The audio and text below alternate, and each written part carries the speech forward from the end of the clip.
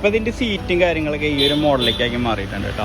പിൻ support, തൈ സപ്പോർട്ടൊക്കെ കൊടുത്ത് stitching pattern ഞാൻ കഴിഞ്ഞൊരു വീഡിയോ ചെയ്തിട്ടുണ്ടായിരുന്നു.